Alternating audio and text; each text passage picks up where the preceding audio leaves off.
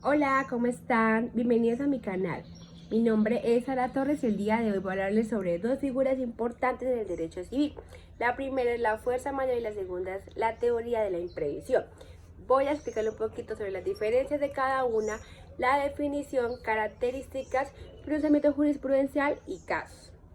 Para encaminar esta sesión sobre la figura de fuerza mayor y teoría de la imprevisión, en primer lugar pongo de presente que son figuras utilizadas como eximente de responsabilidad o modificación y revisión contractual de unas situaciones que ponen en riesgo el cumplimiento de un contrato. El Código Civil en su artículo 1602 menciona que todo contrato legalmente celebrado es una ley para los contratantes y no puede ser invalidado sino por su consentimiento mutuo o por causas legales. Es aquí donde se excepciona, por decirlo así, y se contempla esas dos figuras como lo son la fuerza mayor y el caso fortuito, contenido en el artículo 64 del Código Civil, en donde ha establecido que básicamente es el imprevisto o que no es posible de resistir, como un naufragio, un terremoto, el apresamiento de enemigos, los actos de autoridad ejercidos por un funcionario público, etc. A tener en cuenta que es una figura contemplada en su aplicación frente a las obligaciones contractuales. Entre tanto, encontramos que el Consejo de Estado ha considerado que la figura de fuerza mayor, en palabras coloquiales, es la situación anómala que trae consigo circunstancias imprevisibles e irresistibles, es decir, que son hechos sorpresivos que no son posibles de contemplar de manera previa, en donde su ocurrencia trae como resultado la total imposibilidad de resistirlos y la extinción de la responsabilidad. Para ello vamos a relacionar las siguientes características o requisitos derivadas de la fuerza mayor de acuerdo a la sentencia T-271 del 2016. Se trata de un hecho irresistible, es decir, que no se puede superar sus consecuencias. Se trata de un hecho imprevisible, que no se puede ser contemplado de manera previa, y se trata de un hecho externo. La irresistibilidad e imprevisibilidad puede entenderse como la imposibilidad absoluta de cumplimiento de la obligación, y la exterioridad, es decir, que el hecho sea ajeno al círculo de control del sujeto, en otras palabras, que no se encuentre inmersa la voluntad del hombre. Adicional, tenemos como otros requisitos la ausencia de culpa. La parte afectada dentro del contrato por la fuerza mayor no debe ser culpable de la ocurrencia del evento, puesto que para esta era una situación imposible de prever. Caso contrario, en donde la parte pudo haber evitado razonablemente el impacto del evento o si contribuyó a su ocurrencia, es posible que no se le exime de responsabilidad por el incumplimiento contractual. La parte afectada debe realizar la notificación oportuna. Entonces, la parte afectada por la fuerza mayor generalmente debe notificar a la otra parte sobre la imposibilidad de cumplir con sus obligaciones contractuales debido al evento de fuerza mayor tan pronto como sea posible después de que ocurra dicho evento. Esto es importante para permitir una gestión adecuada de la situación y para determinar las acciones a seguir, como la renegociación de los términos del contrato o la terminación de este. La sentencia SU 449-2016 precisó que la fuerza mayor es causa extraña y externa al hecho demandado. Se trata de un hecho desconocido, irresistible e imprevisible que es ajeno y exterior a la actividad o al servicio que causó el daño.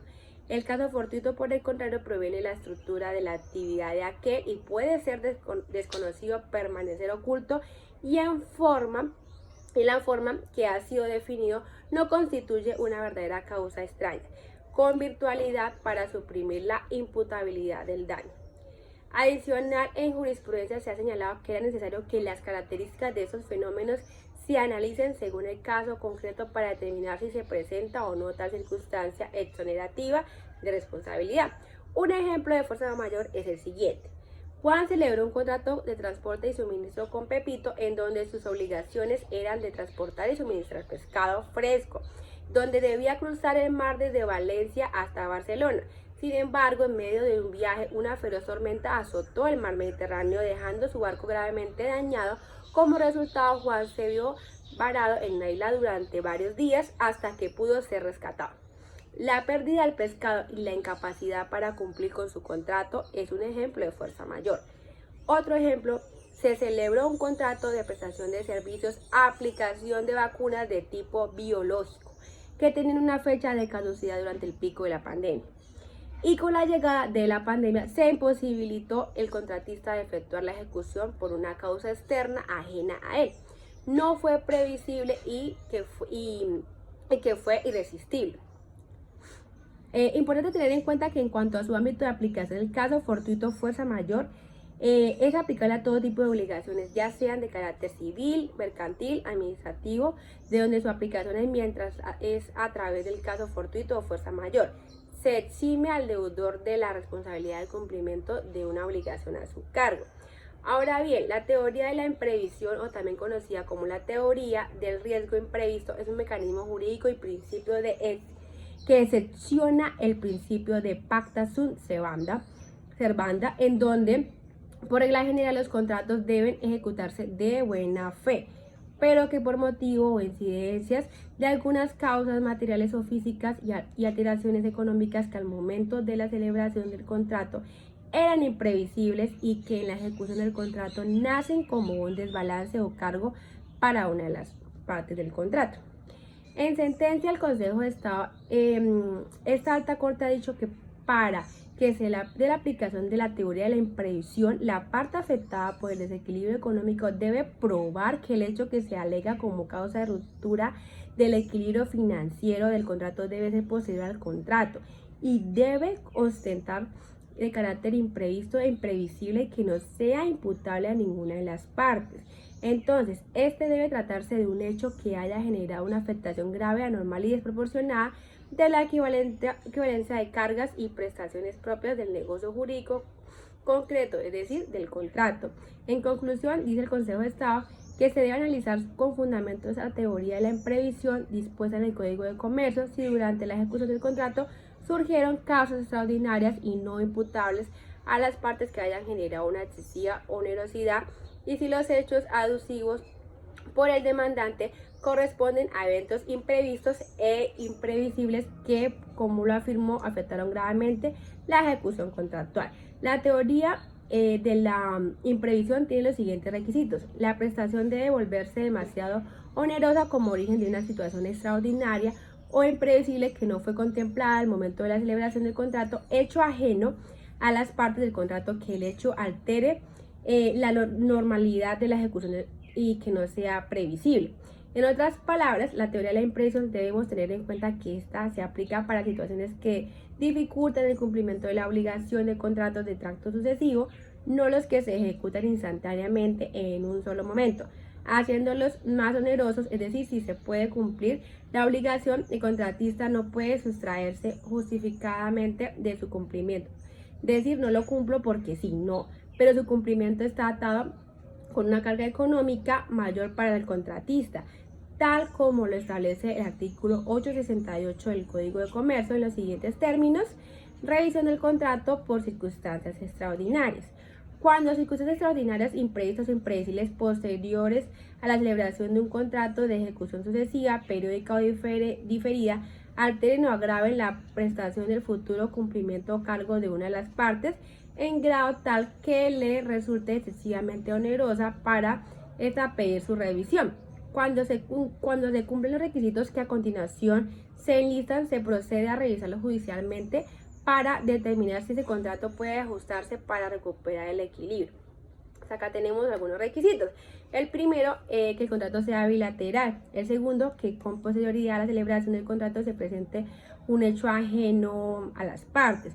El tercero, que ese hecho altere de manera normal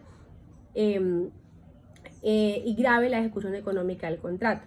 Cuarto, que las partes no hubieran podido razonablemente prever esa nueva circunstancia. Quinto, que la circunstancia imprevista dificulte la ejecución del contrato. Un ejemplo de la teoría de la imprevisión es cuando un comerciante hace pedidos desproporcionados a sus fuerzas, anticipando dificultades en el comercio de ciertos artículos. En este caso, el comercio no podrá revisar los términos de los contratos de provisión alegando las dificultades que enfrenta. Otro ejemplo, se celebra un contrato en donde una de las partes debe suministrar y refrigerar estas vacunas de tipo biológico. Estas no tienen una fecha de caducidad, pero sí la condición de refrigeración que fue contemplada en un plazo de 3 meses, y esta se extendió a 1 año por el pico de la pandemia. Efectúa para la parte contratista una carga onerosa mayor a la contemplada y que no fue prevista para las partes, para la cual la teoría de la imprevisión vendrá a hacerse parte con el fin de equilibrar las cargas o condiciones contractuales dentro del contrato. Por tanto, ya de acuerdo a lo anterior, podemos inferir que la fuerza mayor y la teoría de la imprevisión son figuras jurídicas totalmente diferentes, debido a que la primera es un hecho imprevisible e inevitable que impide el cumplimiento normal de un contrato o de una obligación de tracto sucesivo y exonera de responsabilidad su imposibilidad es total y se da por fuerzas extrañas. En cambio, la teoría de la imprevisión se da cuando por circunstancias extraordinarias se producen unas alteraciones en las prestaciones que hace que una de las partes tenga una afectación o carga onerosa mayor a la otra, lo que perjudica el cumplimiento del contrato, por lo que la mayor parte afectada puede solicitar que se revise con el fin de lograr el equilibrio de las cargas dentro del contrato o darlo por terminado. Bueno, muchas gracias. Eso es todo por el día de hoy. Espero que les haya gustado y que hayan aprendido mucho. Ya estén bien.